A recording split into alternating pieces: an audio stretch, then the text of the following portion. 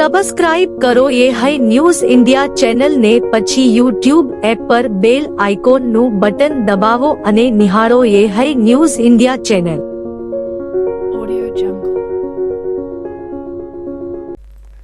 નવીન રચાયેલા વાવથરા જિલ્લો સતત વિકાસના માર્ગ પર આગળ વધી રહ્યો છે, ત્યારે ધર્મ અને પરંપરાની દિશામાં પણ નવીન પહેલો થઈ રહી છે. આવનારા કાર્તિક મહિનાની પૂનમ દરમિયાન યાત્રાધામ ડીમા ખાતે ધરણીધર ભગવાનના ચરણોમાં પૂર્વજોની આત્માને શાંતિ મળે તે માટે દર વર્ષે ભક્તો દ્વારા દીપમાળાઓ ભરવાની વર્ષો જૂની પરંપરા નિભાવવામાં આવે છે. આ વર્ષે રબારી સમાજના મહંત માવદાસજી મહારાજ દ્વારા સમાજના ભક્તો માટે કડક નિયમો અને માર્ગદર્શિકા જાહેર કરવામાં આવી છે. તેમણે જણાવ્યું કે કાર્તિક માસ દરમિયાન ધર્મશાળા ખાતે વિશેષ ધાર્મિક મેળો યોજાશે, જે સવારના 7 વાગ્યાથી સાંજે 4 વાગ્યા સુધી ચાલશે. મુખ્ય નિયમોમાં રબારી સમાજના તમામ ભક્તો દિવસ દરમિયાન જ દીપમાળા ભરવાની રહેશે. રાત્રિના સમય દીપમાળાઓ ભરવા પર પ્રતિબંધ રહેશે. જો કોઈ ભક્ત આ નિયમનો ભંગ કરીને રાત્રે દીપમાળા ભરવા આવશે તો તેને 11 બોરી બાજરીનો દંડ ચૂકવવો પડશે. મહંત માવદાસજી મહારાજે જણાવ્યું કે આ નિયમોનો હેતુ સમાજમાં શિસ્ત, એકતા અને ધાર્મિક સૌહાર્દ જાળવવાનો છે. તેમણે રબારી સમાજના તમામ ભાઈઓને અપીલ કરી છે કે સમાજની આ પવિત્ર પરંપરાને સાચવી રાખવા અને ભક્તિભાવ સાથે ઉજવવા માટે દરેક ભક્ત દિવસે સમયસર ધર્મશાળામાં ઉપસ્થિત રહે. આ નિર્ણય બાદ ડીમા યાત્રાધામમાં ભક્તિપૂર્ણ માહોલ સર્જાયો છે અને સમાજના યુવાનો પણ મહંતના આ નિર્ણયને સમાજની સંસ્કૃતિને જાળવવાનો સરાહનીય પ્રયત્ન ગણાવી રહ્યા છે. જય વડવાળા, જય ધરણીધર. સમસ્ત રબારી સમાજને જણાવવાનું કે આપણે કાર્તિક માસની જે દીપમાળા કરવા માટે જે આપણે સ્વયંસેવકો આપણે આવે તેમને સવારમાં 7 વાગ્યાથી સાંજના 4 વાગ્યા સુધીનો રહેશે અને રાત્રે કોઈ પણ સેવકોએ દીપમાળા માટે આવવું નહીં. તેથી આવશે એમને દંડ ચૂકવવો પડશે. દંડમાં 11 બોરી બાજરી જીવડાને નાખવામાં આવશે. સમસ્ત રબારી સમાજને જણાવવાનું કે દીપમાળા માટે નમ્ર વિનંતી છે કે સવારમાં આવે અને રાત્રિનું બંધ રાખે, એવી એક સાધુ તરીકે નમ્ર અપીલ છે. ગુજરાત રાજ્યમાં NDPS એક્ટ હેઠળ ઝીરો ટોલરન્સ નીતિ અમલમાં છે, જેના ભાગરૂપે થરાદ પોલીસ દ્વારા એક મહત્વપૂર્ણ કાર્યવાહી હાથ ધરવામાં આવી છે. થરાદ પોલીસ સ્ટાફે વાતડાઉ ગામની સીમમાં ભારતમાળા રોડ પર ચેકિંગ દરમિયાન એક પિકઅપ વાહનમાંથી મોટી માત્રામાં માદક પદાર્થ પોસ્ટડોટા ઝડપ્યા હતા.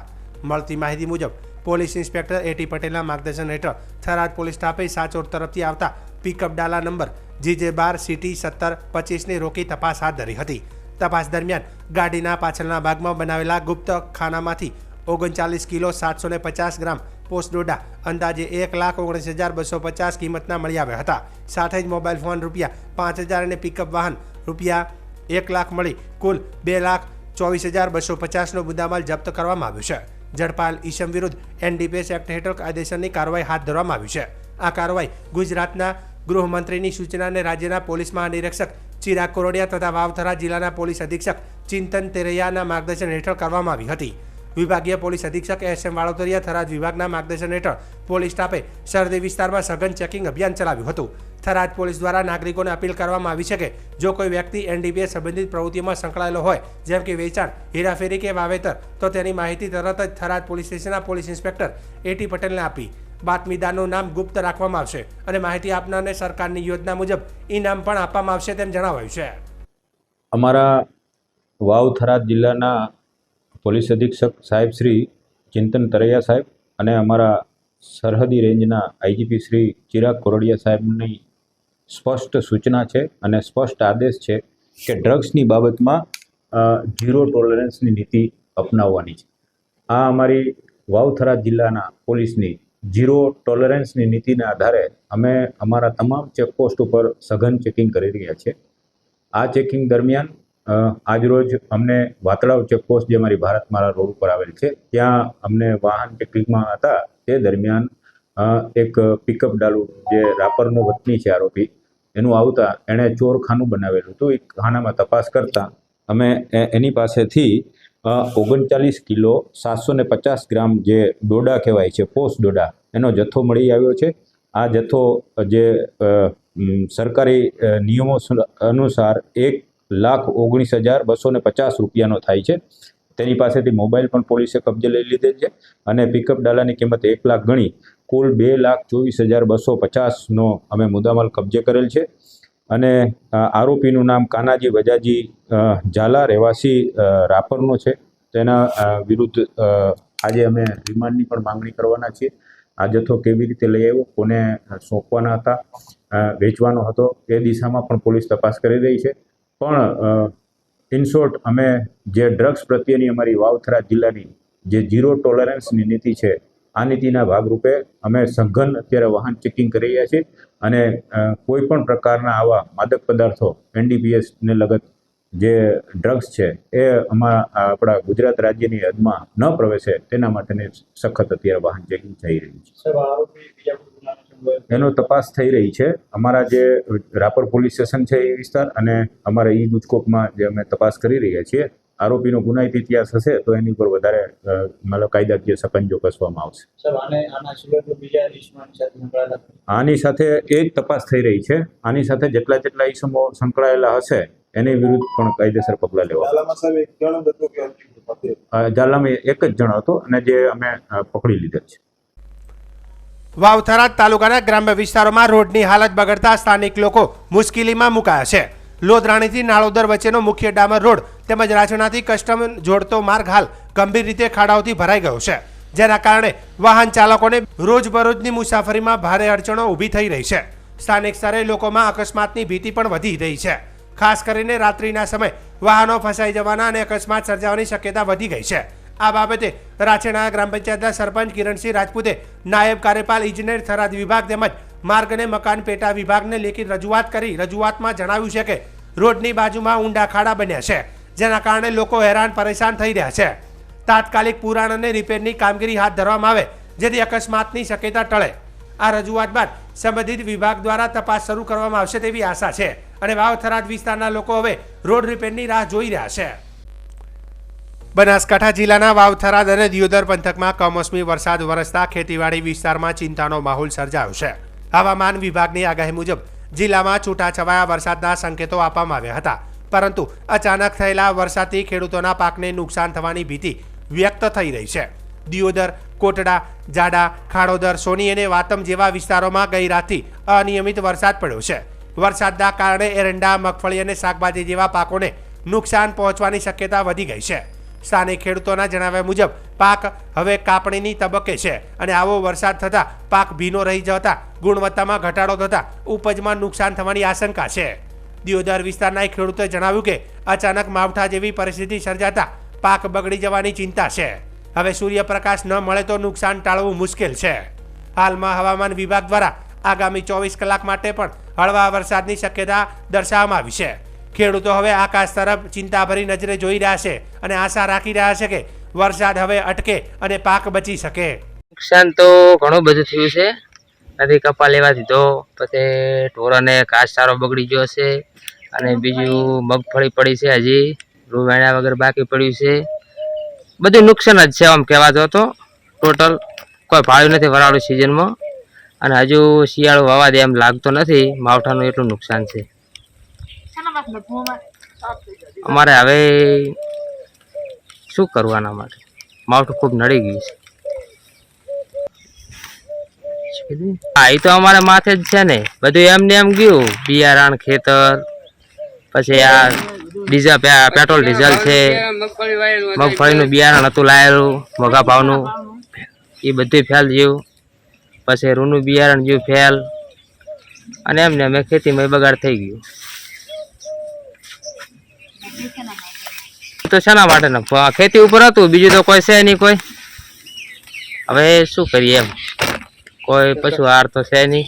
અમારે કાચ સારો હતો એ બગડી ગયો, એમને નાખવું જ શું.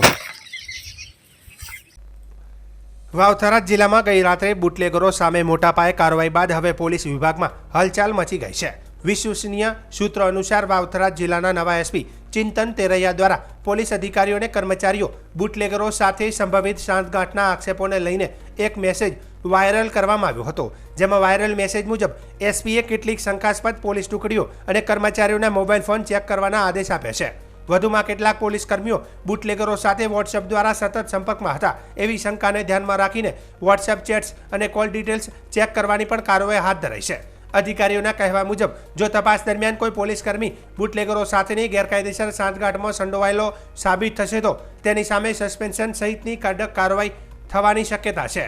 ત્યારે સમગ્ર વાયરલ મેસેજને લઈને યે ન્યૂઝ ઇન્ડિયાના પ્રતિનિધિએ વાવથરા જિલ્લાના પોલીસ વડા ચિંતન તેરૈયા સાથે મુલાકાત કરી હતી અને મુલાકાત દરમિયાન ચિંતન તેરૈયાએ જણાવ્યું હતું કે હાલમાં આ બાબતની કોઈ તપાસ ચાલુ નથી, પરંતુ આગામી સમયમાં ખરેખર પોલીસ અધિકારી કે કર્મચારી બુટલેગરો સાથેની સાંઠગાંઠ હોવાનું માલુમ પડશે તો ચોક્કસપણે કડક કાર્યવાહી હાથ ધરવામાં આવશે તેમ જણાવ્યું હતું।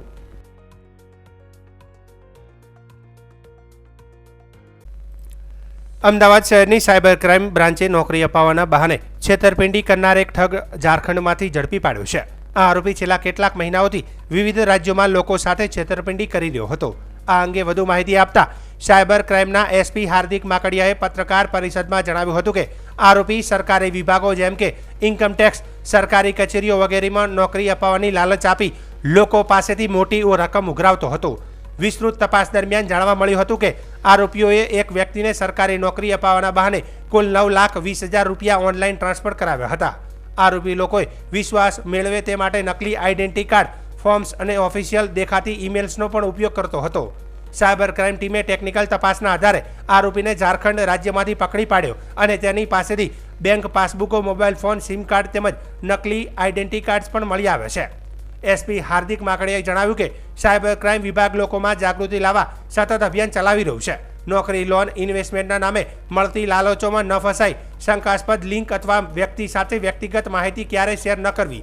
આરોપી સામે હાલ તો આઈટી એક્ટ જોગવાઈઓ હેઠળ ગુનો નોંધાઈ વધુ તપાસ હાથ ધરવામાં આવી રહી છે।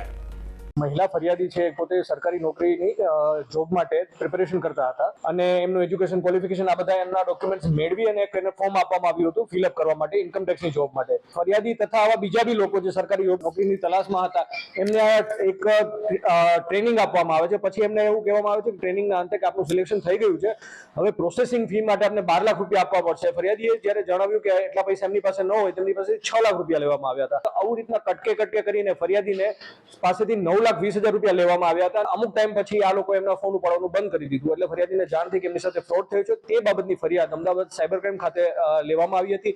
એમની તપાસમાં ટેકનિકલ એનાલિસિસથી આ વ્યક્તિનું જે લોકેશન છે એ ધનબાદમાં આવતા જે અમારી ટીમ દ્વારા એમને ઝારખંડના ધનબાદ ખાતેથી ધરપકડ કરી અને પછી એમના 8 દિવસના રિમાન્ડ મેળવવામાં આવેલા છે।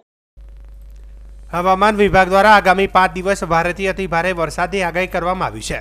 આજે સમગ્ર ગુજરાતમાં ભારેથી અતિ ભારે વરસાદની આગાહી કરવામાં આવી છે। આજે ઓરેન્જ એલર્ટ સાથે ગુજરાતમાં ભારેથી અતિ ભારે વરસાદની આગાહી કરવામાં આવી છે। સૌરાષ્ટ્ર, કચ્છમાં આજે અતિ ભારે વરસાદની આગાહી કરવામાં આવી છે। આજે અમરેલી, ભાવનગર, ગીર સોમનાથ અને દીવમાં આજે રેડ એલર્ટ સાથે ભારેથી અતિ ભારે વરસાદની આગાહી કરવામાં આવી છે, જ્યારે ઓરેન્જ એલર્ટ સાથે જૂનાગઢ અને બોટાદમાં વરસાદની આગાહી કરવામાં આવી છે। બાકી કચ્છ, સૌરાષ્ટ્ર તમામ જિલ્લાઓમાં છૂટાછવાયા વિસ્તારોમાં યલો એલર્ટ આપવામાં આવ્યું છે। આવતીકાલે એટલે કે 28 ઓક્ટોબરના રોજ પણ ભારેથી અતિ ભારે વરસાદ, છૂટાછવાયા સ્થળે વરસાદની આગાહી કરવામાં આવી છે। 29, 30 અને 31 ઓક્ટોબરના રોજ પણ ઓરેન્જ એલર્ટ સાથે ભારેથી અતિ ભારે વરસાદની આગાહી કરવામાં આવી છે। આગામી દિવસોમાં 30 થી 40 કિલોમીટર પ્રતિ ઝડપે પવન ફૂંકાશે। आज के लिए जो हमारा जो फोरकास्ट इशू हुआ है 27 अक्टूबर से लेकर 2 नवंबर तक, इसमें 27 से लेकर 31 अक्टूबर तक फेयरली वाइड स्प्रेड से वाइड स्प्रेड बारिश रहेगा, हल्का से मध्यम इंटेंसिटी में पूरा गुजरात रीजन और सौराष्ट्र कच्छ में, और हेवी रेनफॉल रहेगा अगले 5 दिन के लिए। Heavy to very heavy with extremely heavy rainfall का भी वार्निंग दिया गया है। अभी गुजरात रीजन में जो आज के लिए फोरकास्ट है heavy to very heavy isolated places में ऑरेंज कलर के साथ दिया गया है, और उसके आगे 27, 28, 29 को हेवी रेनफॉल आइसोलेटेड प्लेसेस में दिया गया है, और 31 अक्टूबर को फिर इंटेंसिटी थोड़ा बढ़ेगी, heavy to very heavy isolated places में ऑरेंज वार्निंग के साथ दिया गया है, और हेवी रेनफॉल वार्निंग के साथ 28 से लेकर 30 तक येलो वार्निंग के साथ दिया गया है। और जो सौराष्ट्र कच्छ के लिए आज एक्सट्रीमली हेवी रेनफॉल का वार्निंग दिया गया है, मेनली दक्षिण जो सौराष्ट्र की जिला है उसके लिए दिया गया है, और उससे आगे 28 अक्टूबर को हेवी रेनफॉल का आइसोलेटेड प्लेसेस में दिया गया है, और 29, 30, 31 के लिए heavy to very heavy rainfall orange colour के साथ दिया गया है आइसोलेटेड प्लेसेस में। अगले 5 दिन के लिए थंडरस्टॉर्म का भी वार्निंग दिया गया है 27 से लेकर 31 अक्टूबर तक उसमें विंड स्पीड 30 to 40 किलोमीटर प्रति घंटा में रहने का पूर्वानुमान है। सौराष्ट्र कच्छ में आज जो जिला एक्सट्रीमली हैवी रेनफॉल का वार्निंग रेड कलर के साथ दिया गया है, अमरेली, भावनगर, गिर सोमनाथ और दीव के लिए दिया गया है। और heavy to very heavy rainfall orange colour के साथ जूनागढ़ और बोटाट के लिए दिया गया है। और बाकी जो जिला है एक्सेप्ट कॉज, बाकी जिला में येलो कलर के साथ हेवी रेनफॉल का पूर्वानुमान है आइसोलेटेड प्लेसेस में सौराष्ट्र कच्छ रीजन। और गुजरात रीजन में heavy to very heavy rainfall orange colour के साथ बहरोज, सूरत, नवसारी और आनंद के लिए दिया गया है। और बाकी सारे जिला उत्तर और दक्षिण गुजरात के सारे जिला में हेवी रेनफॉल आइसोलेटेड प्लेसेस में येलो कलर के साथ वार्निंग दिया गया है। और अभी जो कल के लिए 28 अक्टूबर के लिए गुजरात रीजन में जो जिला अभी हेवी रेनफॉल में आ रहा है, बनासकांठा, पाटन, भरूच, सूरत, नवसारी, वलसाड, डांग, दादरा नगर हवेली। और सौराष्ट्र कच्छ के लिए हेवी रेनफॉल पोरबंदर, जूनागढ़, अमरेली, भावनगर, द्वारका, गिर सोमनाथ, दीव और कच्छ के लिए दिया गया है।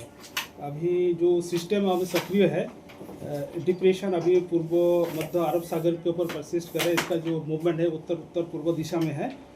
अभी exact location 16.4 degree north, 66.9 degree east. इसका जो लोकेशन है पंजिम से पश्चिम दिशा में 750 किलोमीटर दूर है।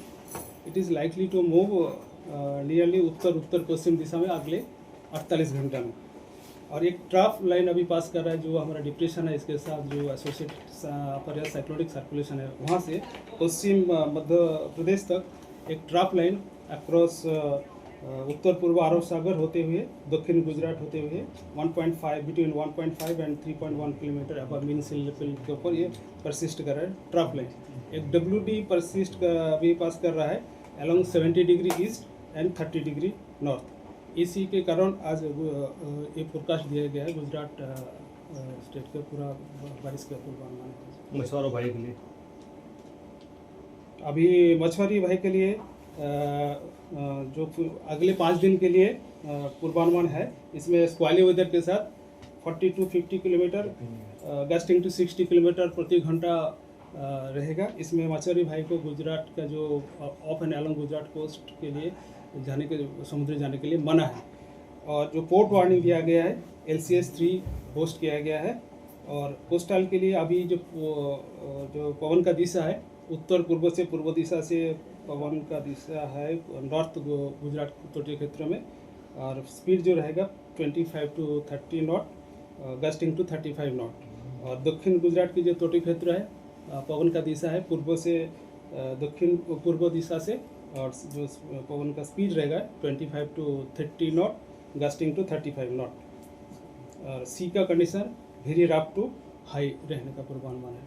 सर, ये जो डिप्रेशन है ये आगे और गुजरात की तरफ आने की कोई पॉसिबिलिटी है? अभी उत्तर उत्तर पश्चिम दिशा में इसका मूवमेंट है, अगले 48 आवर तक इसका मूवमेंट रहेगा। सर, अहमदाबाद में बारिश कल रात से शुरू है, कितने दिन तक रहने वाली है? अभी अहमदाबाद के लिए आज हम आइसोलेटेड हेवी प्लेसेस में हेवी रेनफॉल दिया है। और अहमदाबाद का जो पूर्वानुमान है हेवी रेनफॉल है, लाइट टू मॉडरेट रेन रहेगा थंडर स्टॉर्म के साथ, और हेवी स्पेल्स वेरी लाइकली।